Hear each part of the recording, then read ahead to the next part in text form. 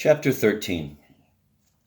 When Dwayne Hoover saw Harry LeSabre, his sales manager, in leaf green leotards and a grass skirt and all that, he could not believe it. So he made himself not see it. He went into his office, which was also cluttered with ukuleles and pineapples. Francine Pefko, his secretary, looked normal, except she had a rope of flowers around her neck and a flower behind one ear. She smiled. This was a war widow with lips like sofa pillows and bright red hair. She adored Dwayne. She adored Hawaiian Week, too. Aloha, she said. Harry LeSabre, meanwhile, had been destroyed by Dwayne.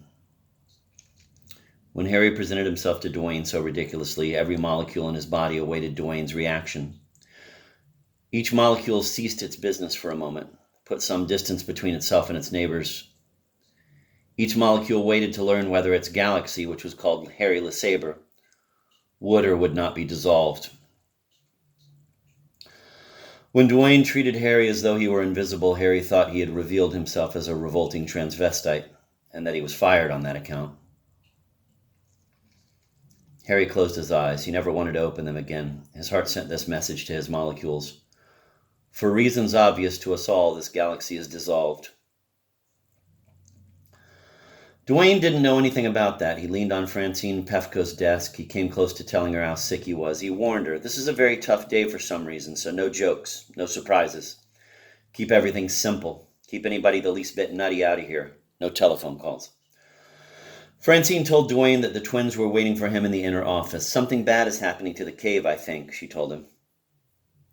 Dwayne was grateful for a message that simple and clear. The twins were his younger stepbrothers, Lyle and Kyle Hoover. The cave was Sacred Miracle Cave, a tourist trap just south of Shepherdstown, which Dwayne owned in partnership with Lyle and Kyle. It was the sole source of income for Lyle and Kyle, who lived in identical yellow ranch houses on either side of the gift shop which sheltered the entrance to the cave. All over the state, nailed to trees and fence posts, were arrow-shaped signs which pointed in the direction of the cave and said how far away it was. For example,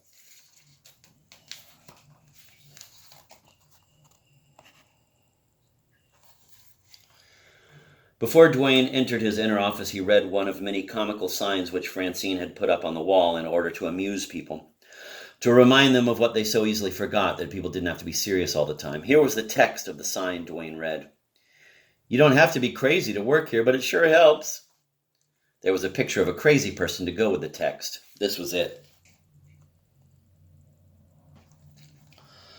Francine wore a button on her bosom which showed a creature in a healthier, more enviable frame of mind. This was the button.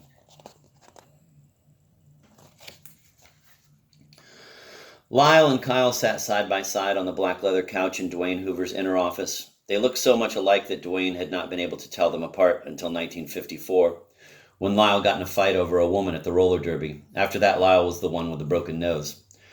As babies in crib, Dwayne remembered now, they used to suck each other's thumbs. Here's how Dwayne happened to have stepbrothers, incidentally, even though he had been adopted by people who couldn't have children of their own. Their adopting him triggered something to their bodies which made it possible for them to have children after all. This was a common phenomenon. A lot of couples seem to be programmed that way.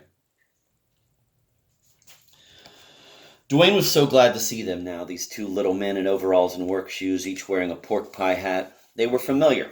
They were real. Dwayne closed his door on the chaos outside. All right, he said, what's happened at the cave? Ever since Lyle had his nose broken, the twins agreed that Lyle should do the talking for the two. Kyle hadn't said 1,000 words since 1954. Them bubbles is halfway up to the cathedral now, said Lyle. The way they're coming, they'll be up to Moby Dick in a week or two. Dwayne understood him perfectly. The underground stream which passed through the bowels of Sacred Miracle Cave was polluted by some sort of industrial waste which formed bubbles as tough as ping-pong balls.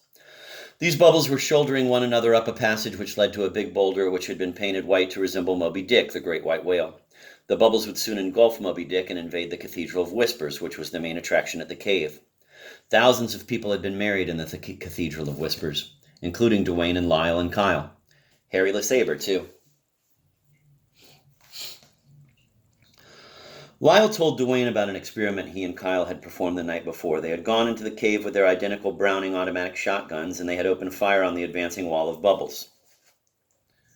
They had let loose a stink you wouldn't believe, said Lyle. He said it smelled like athlete's foot. It drove me and Kyle right out of there. We run the ventilating system for an hour, and then we went back in. The paint was blistered on Moby Dick. He ain't even got eyes anymore. Moby Dick used to have long-lashed blue eyes as big as dinner plates. The organ turned black, and the ceiling turned a kind of dirty yellow, said Lyle. You can't hardly see the sacred miracle no more.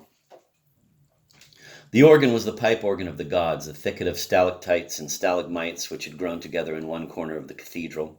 There was a loudspeaker in back of it, through which music for weddings and funerals was played. It was illuminated by electric lights which changed colors all the time. The sacred miracle was a cross on the ceiling of the cathedral. It was formed by the intersection of two cracks. It never was real easy to see, said Lyle, speaking of the cross. I ain't even sure it's there anymore. He asked Duane's permission to order a load of cement. He wanted to plug up the passage between the stream and the cathedral. Just forget about Moby Dick and Jesse James and the slaves and all that, said Lyle, and save the cathedral. Jesse James was the skeleton which Duane's stepfather had bought from the estate of a doctor back during the Great Depression. The bones of its right hand mingled with the rusted parts of a .45 caliber revolver. Tourists were told that it had been found that way, that it probably belonged to some railroad robber who had been trapped in the cave by a rock slide. As for the slaves, these were plaster statues of black men in a chamber 50 feet down the corridor from Jesse James. The statues were removing one another's chains with hammers and hacksaws. Tourists were told that real slaves had at one time used the cave after escaping to freedom across the Ohio River.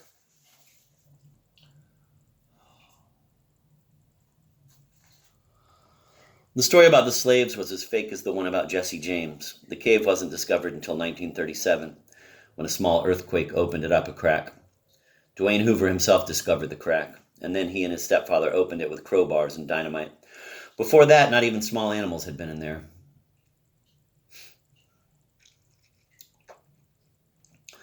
The only connection the cave had with slavery was this. The farm on which it was discovered was started by an ex-slave, Josephus Hubler.